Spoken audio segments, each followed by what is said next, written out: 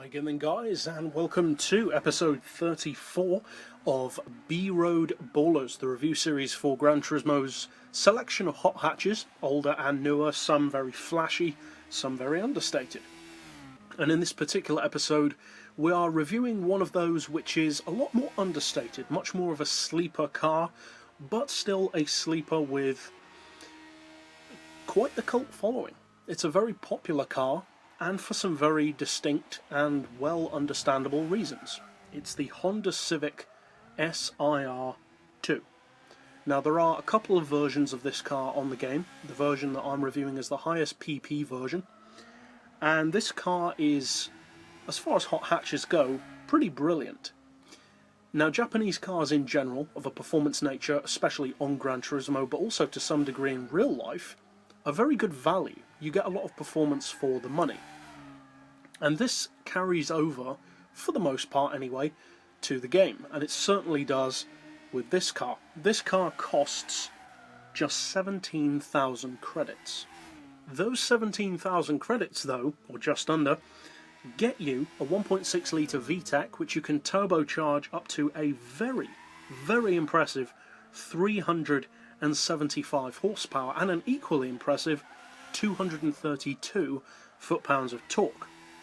It's also a relatively small, relatively simple front-wheel drive hatchback, so it's probably not going to be that heavy either. And it's not heavy.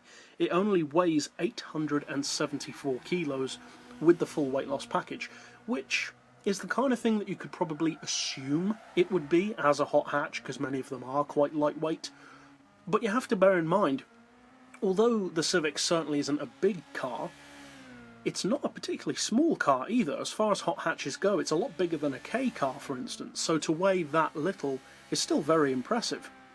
Thanks to that low weight, it puts out 429 horsepower per tonne, and the PP is pretty high, especially for its power. 511 PP is serious territory. That's up there with some seriously powerful muscle cars and even some sports cars.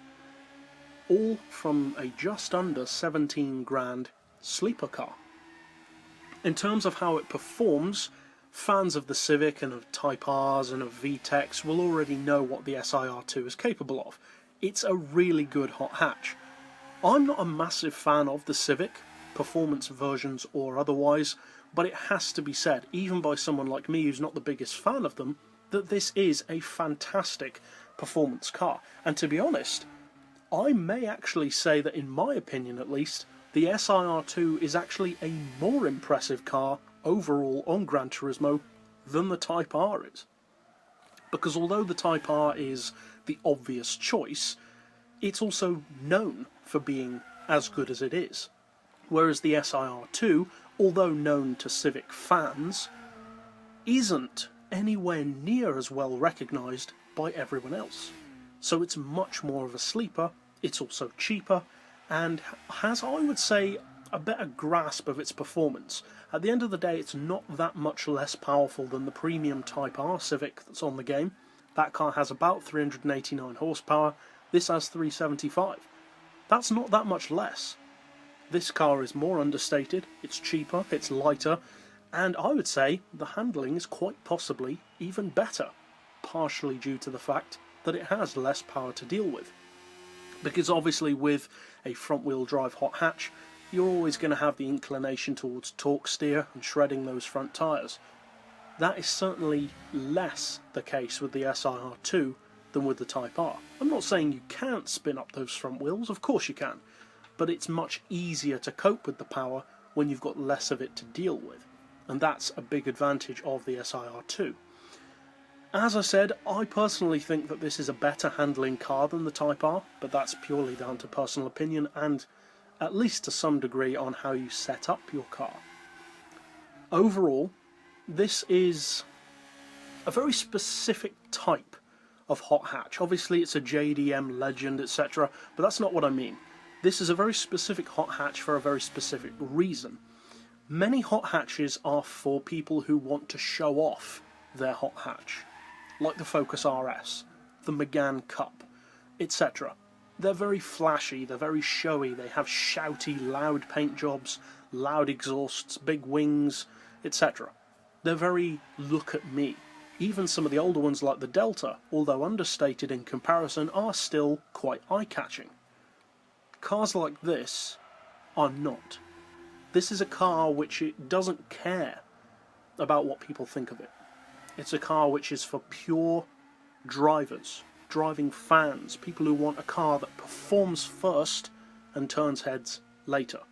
Not a car which is all show and not so much go. And for 17 grand, does it really hurt to buy one and have it in your garage? It's not necessarily the kind of hot hatch that's going to beat everything out there, of course, but it's a very, very interesting alternative, especially in the 400 horsepower region, to many more obvious choices. Around the track, for instance, this car has significantly less power than something like an Audi S3 or an Alfa Romeo 147 GTA, but I would bet that on a surprising amount of circuits, especially circuits like the Nuremberg Ring, that require a very high average speed and a flow from corner to corner, that this Civic could well beat those more powerful models like the 147 GTA and the Audi S3, among some others, because although they are more powerful, they're also a lot more heavy. This car has hardly any weight to deal with. So if you're looking for a strong, in practice, hot hatch that doesn't show off what it's good at, definitely check out the SiR-II. But that's it overall for this particular episode. I'll see you guys next time, and as always, thanks for watching.